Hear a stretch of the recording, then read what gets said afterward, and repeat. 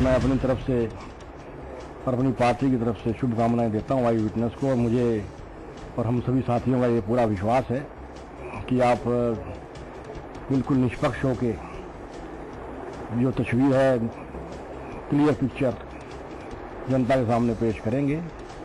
और आपका चैनल आसमान की ऊंचाइयों को छुए, हम दुआ करेंगे।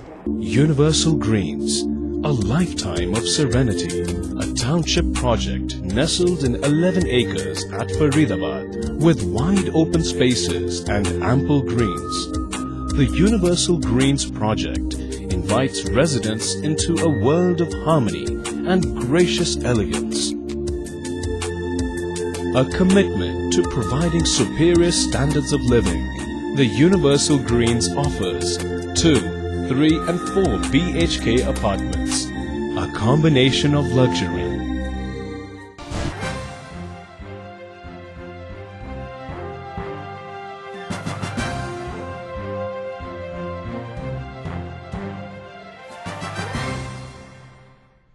ब्रेक के बाद आप सभी का स्वागत है बोल उठा हरियाणा में। हम बात कर रहे हैं आज एक दिल दहला देने वाले मुद्दे पर।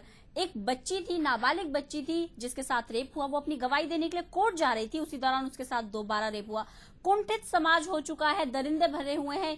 क्यों बार बार इस तरीके की घटनाएं सामने आ रही है? क्या पुलिस जो है लचर हो गई? क्या सुरक्षा व्यवस्था के नाम पर अब सिर्फ ढकोसलेबाजी रह गई है? यही आज हमारा सवाल है। इसी पर हम चर्चा कर रहे हैं। वीना जी हमारे साथ स्टूडियो में मौजूद है।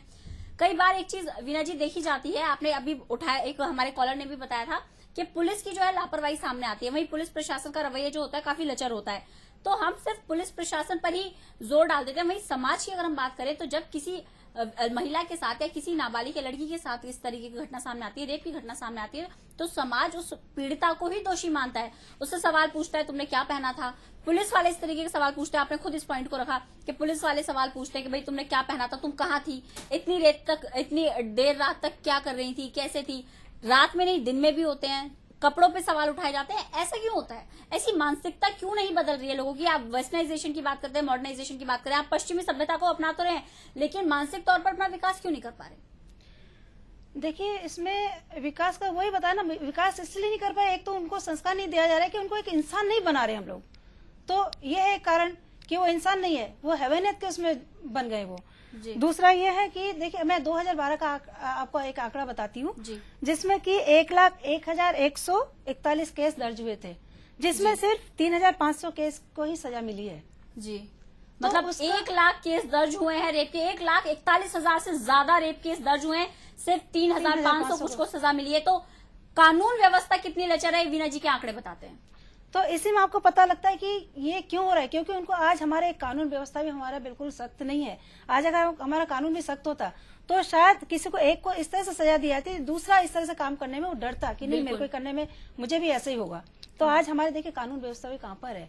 सवाल हमारे कानून व्यवस्था के ऊपर ही आता है कि इस तरह से जो वो करते हैं पुलिस वाले भी। जो लड़की जब थाने में जाती है तो लड़की से भी 10 तरह के क्वेश्चन किए जाते हैं।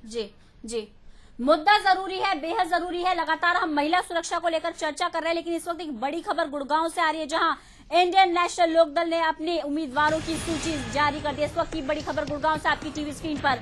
इंडियन नेशनल लोकदल ने अपने उम्मीदवारों की लिस्ट जारी कर दी। लंबे समय से सस्पेंस बना हुआ था कि कौन होगा इंडियन नेशनल लोकदल के उम्मीदवार। हिसार से दुष्यंत चौटाला उम्मीदवार होंगे। भिवानी महेंद्रगढ़ से बहादुर सिंह को टिकट मिली है।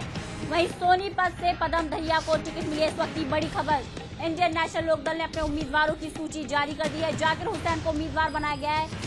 लगातार सस्पेंस बना हुआ था कि इनेलो किन्हें चुनावी मैदान में उतारेगी। इनेलो हालांकि कह चुकी थी कि 24 घंटे यानी कि आचार संहिता के लागू होने के 24 घंटे के अंदर अंदर अपने उम्मीदवारों को उतार देगी। इस बात पर सस्पेंस बरकरार था। लगातार अटकलें लगाई जा रही थी कि किसको टिकट मिलेगा। अब चेहरे साफ हो गए। सोनीपत से पदम दहिया को टिकट मिला है। वहीं गुड़गांव से जाकिर हुसैन उम्मीदवार बने हैं। अगर बीजेपी की बात करें तो बीजेपी में भी अभी भी सस्पेंस बना हुआ है, तो गुड़गांव से किसको उतारेंगे। कांग्रेस की बात करें, गुड़गांव की सीट बेहद अहम मानी जा रही है।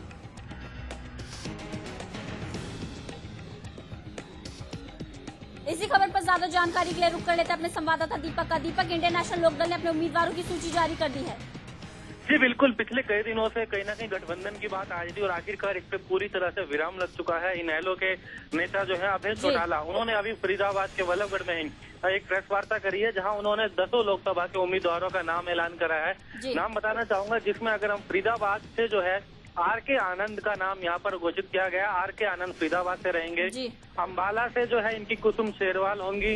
इसके अलावा हिसार से दुष्यंत चौटाला, क्योंकि इनकी कहीं ना कहीं उम्र को लेकर के एक बात थी कि उनकी उम्र पूरी नहीं हो रही थी, लेकिन आखिरकार इनका कहना है कि 3 तारीख को उनकी 25 वर्ष उम्र हो जाएगी।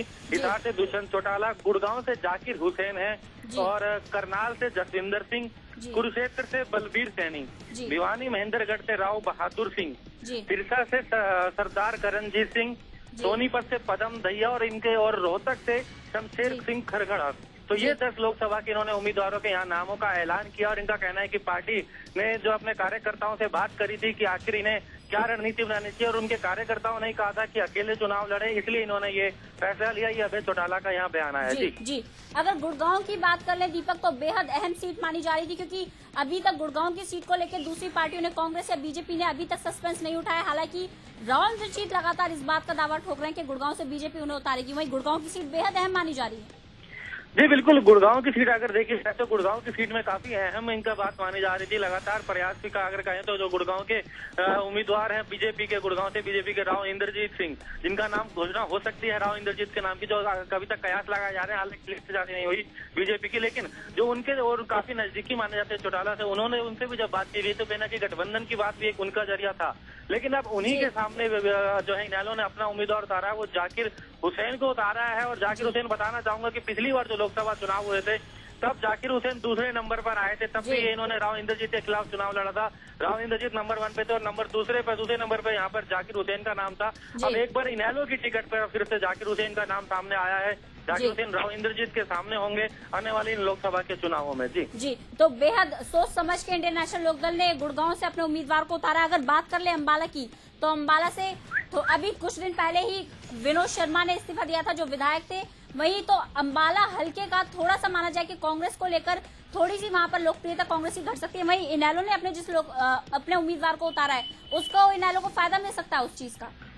जी बिल्कुल, इनेलो के अगर वहाँ हम अम्बाला सीट की बात करें, क्योंकि अम्बाला में जो कांग्रेस की अगर मौजूदा की बात की जाए, जो कांग्रेस की जो सांसद थी, उन्होंने तो अपने जो है उसके बाद वो राज्यसभा में बिल्कुल कुमारी सैलजा जी। तो उसके बाद अगर हम बात की जाए तो विनोद शर्मा ने भी पार्टी में जो वहाँ से विधायक, तो उन्होंने पार्टी से इस्तीफा दे दिया था कांग्रेस से, और उसके बाद चर्चाएं थी आखिर कौन होगा, लेकिन वहाँ से तो अभी तक जरूर नाम सामने नहीं आया कांग्रेस से। लेकिन इनेलो ने महिला उम्मीदवार कुसुम शेरवाल को वहाँ से उतारा है। हालांकि अभी कांग्रेस से कौन दावेदार होगा या बीजेपी से कौन, इस पर उनकी तो लिस्ट जारी नहीं हुई, लेकिन इनेलो ने कुसुम शेरवाल, जो कि महिला उम्मीदवार हैं, इनको अम्बाला से लोकसभा के लिए अपना प्रत्याशी बनाया है। और इनका कहना है कि काफी मजबूत है और आने वाले समय में चाहे कांग्रेस और बीजेपी जिसको भी उम्मीदवार उतारे, इनका कहना है कि महिला उम्मीदवार कुसुम शेरवाल के इन्होंने कहीं ना कहीं दावा किया है कि वो इस सीट जीत करके दिखाएंगे। जी, वहीं हिसार की अगर बात कर ले तो दुष्यंत चौटाला को उम्मीदवार बनाया गया है। दीपक, एक कहा जा सकता है कि राजनीतिक जमीन जो मिली है दुष्यंत चौटाला को बनी बनाई मिली है, क्योंकि वहां से अजय चौटाला भी चुनाव लड़ चुके हैं। जी बिल्कुल, कहीं ना कहीं परिवार से अक्सर देखा जाता था हिसार लोकसभा काफी मजबूत बने था। हालांकि यहाँ पर पिछले काफी समय से कहीं ना कहीं हजका का कुलदीप बिश्नोई परिवार, चाहे हम भजन लाल की बात करें या उसके बाद कुलदीप बिश्नोई का बात करें, वो मजबूत रहे हैं अब भी जो है। और लेकिन इस बार भी जो उम्मीद कयास लगाए जा रहे हैं कि क्योंकि जो भी हजका से उम्मीदवार होगी, कि हिसार में जो है बीजेपी का कोई उम्मीदवार नहीं होगा, गठबंधन के कारण हजका के पास वो सीट जाएगी और वहां से कुलदीप बिश्नोई खुद ही अपनी पत्नी का नाम सामने रखेंगे।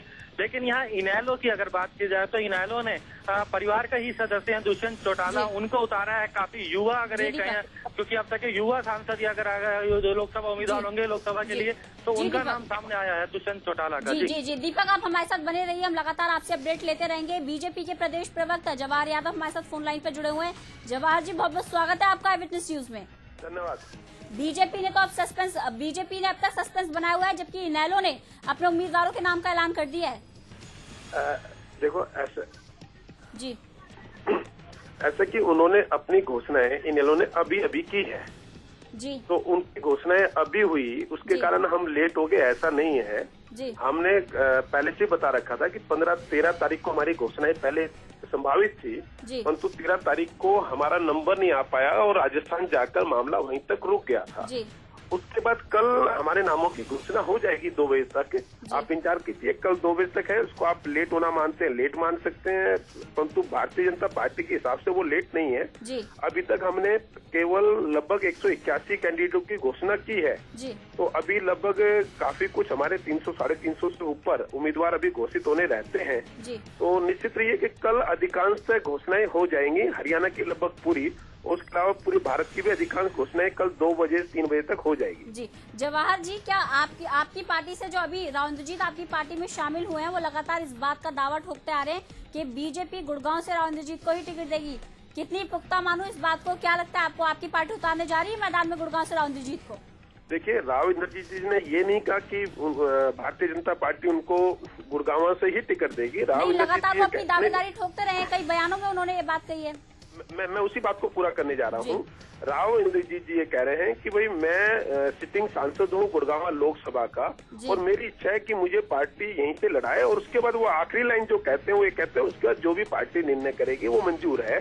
और निश्चित रूप से वो यहाँ के सिटिंग सांसद है, तो सिटिंग सांसद के नाते एक स्वाभाविक दावेदारी उनकी बनती है। जी, तो मतलब वो अपनी इच्छा जाहिर कर चुके हैं, ये बात आप भी समझ रहे हैं, लेकिन क्या आपकी पार्टी इस बार उनकी महत्वाकांक्षा को पूरा करने जा रही है? देखिए, हमारी पार्टी किसी की महत्वाकांक्षा को पूरी नहीं करती। हमारी पार्टी कार्यकर्ताओं की इच्छाओं का आदर करने का पूरा प्रयास करती है। महत्वाकांक्षा में और इच्छा में दोनों में अंतर है। ये राव इंद्रजीत जी की इच्छा है, महत्वाकांक्षा नहीं है। महत्वाकांक्षा वो होती है कि मुझे किसी भी कीमत पर गुड़गांव से लड़ना है। इच्छा ये होती है कि मेरी इच्छा है कि आप मुझे गुड़गांव से लड़ा दीजिए, अंतिम निर्णय पार्टी ने करना है। तो निश्चित रूप से पार्टी जो जीत सकता है उन सब समीकरण को ध्यान में रखते हुए निर्णय करेगी, और जो भी निर्णय करेगी राव इंद्रजीत जी उस निर्णय से खुश होंगे, इसमें मुझे कहने में कोई दो राय नहीं है। जी, एक सवाल आपसे आपके गठबंधन को लेकर भी पूछना चाहूंगी जवाहर जी, क्योंकि हज का आज ऐलान कर देने वाली है अपने उम्मीदवारों का। कल कुलदीप बिश्नोई ने प्रेस कॉन्फ्रेंस करके इस बात की जानकारी दी थी कि आज वो अपने उम्मीदवारों का ऐलान करेंगे। क्या आपसे इस बारे में विचार विमर्श हुआ है कि कौन से वो 2 उम्मीदवार होंगे जिन्हें आज हज का उतारने जा रही है? देखिए, ये तो हजका ने निर्णय लेना है, हजका की है, और निश्चित रूप से वो प्रदेश नेतृत्व को जानकारी जरूर देगी, परंतु इसमें कोई हमारा बहुत ज्यादा इंटरेस्ट नहीं है कि हजका क्या करते है। एक साथ के संगठन होने के नाते विचार विमर्श जरूर होता है, और निश्चित रूप से वो विचार विमर्श प्रदेश नेतृत्व में होगा ही होगा। और हजका कोई ऐसा काम हजका अलग से करेगी या हम अलग से करेंगे, दोनों परस्पर सहयोगी संगठन है। हमारी भी जो सूची बन रही होगी तो कहीं ना कहीं उनकी जानकारी में होगी, उनकी जो सूची पे विचार हो रहा होगा वो कहीं ना कहीं हमारी जानकारी में होगी, परंतु इसके कारण कहीं अलग से कुछ नया कुछ घटने जा रहा है ऐसा नहीं है। दोनों साथ चलने वाले संगठन है, दोनों की दृष्टिकोण बड़ा स्पष्ट है कि कांग्रेस के भ्रष्टाचार से इस प्रदेश को, इस देश को मुक्ति दिलानी है। मुख्य लक्ष्य ये है, कांग्रेस मुक्त भारत है जो श्री नरेंद्र मोदी का नारा है, उसको पूरा करने के लिए दोनों संगठन हरियाणा में और जी जान से लगे हुए हैं। जी, जवाहर यादव जी, धर्मवीर सिंह जो सीपीएस रहे हैं कांग्रेस सरकार में, अभी सभी पदों से इस्तीफा देकर आपकी पार्टी में आज शामिल होने जा रहे हैं। क्या लगता है कितनी मजबूती मिलने वाली है आपकी पार्टी को इससे? देखिए, चौधरी धर्मवीर के साथ साथ चौधरी बहादुर सिंह जो पूर्व शिक्षा मंत्री रह चुके हैं, जिनके भाई सांसद रह चुके हैं पहले, इसके अलावा retired lieutenant general Shri OP Kaushik ji भी भारतीय जनता पार्टी ज्वाइन करेंगे। आज ये 3 बड़े लोग भारतीय जनता पार्टी को ज्वाइन करेंगे। निश्चित रूप से भारतीय जनता पार्टी को मजबूती मिलेगी। इसके साथ साथ इसका एक और दूसरा पहलू है जिसपे आपने डिस्कस नहीं किया कि कांग्रेस खात्मे की तरफ जा रही है। भारतीय जनता पार्टी जितनी तेजी से मजबूत हो रही है, कांग्रेस भी उतनी तेजी से खतरनाक रूप से खत्म होती जा रही है हरियाणा में। और जिस तरह से कांग्रेस के एक से एक ध्वस्त खत्म होते जा रहे हैं, जो दृढ़ स्तंभ थे वो गिरते जा रहे हैं, और इसके अलावा कांग्रेस का संकट, इसके अलावा जो लोग कांग्रेस छोड़ के वो नहीं, जो कांग्रेस में रहकर कांग्रेस को बर्बाद करने पर तुले है, एक बहुत बड़ा समुदाय वो भी है जो कांग्रेस को बिल्कुल नस्ताबूद करने पर तुला है। तो हम धन्यवाद करते हैं कांग्रेस को भी, भारतीय जनता पार्टी के कार्यकर्ता के साथ साथ कांग्रेस के कार्यकर्ताओं को भी धन्यवाद। एक सीधा सवाल और एक आखिरी सवाल आपसे पूछना चाहूंगी कि आपकी पार्टी में वही कांग्रेस के चेहरे शामिल हो रहे हैं जिस कांग्रेस पार्टी का आप लगातार विरोध कर रहे थे, जिस कांग्रेस पार्टी की नीतियों का आप लगातार विरोध कर रहे थे, अब वही चेहरे आपकी पार्टी में शामिल हो रहे हैं, तो क्या अब आपकी नीति भी कांग्रेस पार्टी जैसी नीति नहीं होगी? नहीं, मुझे लगता है कि आपकी जानकारी इस मामले में थोड़ी सी अधूरी है। भारतीय जनता पार्टी में वो कार्यकर्ता कांग्रेस का ज्वाइन कर रहा है जो कांग्रेस के भेदभाव के खिलाफ, जो कांग्रेस के भ्रष्टाचार के खिलाफ अपनी पार्टी में लगातार लड़ रहा था। अगर आप राव इंद्रजीत जी और चौधरी धर्मवीर सिंह को देखें तो ये लोग वो है जो सत्ता में होते हुए भी लगातार कांग्रेस की, अगर ऐसी ही बात थी तो इतने सालों तक वो क्यों उन पार्टी के साथ जुड़े रहे? अगर ऐसी ही बात थी तो अपनी पार्टी से इतने सालों तक क्यों जुड़े रहे? चुनावों के दौरान ही इस तरीके की बातें क्यों सामने निकल कर आ रही है जवाहर जी? देखिए, एक समय तक आदमी जिन सिद्धांतों को लेकर, जिन सिस्टम को लेकर काम कर रहा होता है, उसके पहले प्रयास होता है कि वो आखिरी समय तक अपने लोगों को सद्बुद्धि देने का प्रयास करे। मुझे लगता है इन दोनों नेताओं ने आखिरी समय तक कांग्रेस को समझाने का, उनकी नीतियों को ठीक करने के लिए संघर्ष किया। लगातार ये मंचों से अपनी बात कहते रहे। जब इन्होंने मान लिया कि वो लगातार पत्थर पर सर पटक रहे हैं, तो उनको लगा कि अब रास्ता बदलने में ही समझदारी है, क्योंकि कांग्रेस का गठ में जाना तय है और उसमें वो भी चाहकर अब कोई बदलाव नहीं कर सकते। जी, बहुत बहुत शुक्रिया जवाहर जी इस तमाम बातचीत के लिए। तो बीजेपी की प्रदेश प्रवक्ता का कहना है कि कांग्रेस का खात्मा हो रहा है, वहीं बीजेपी को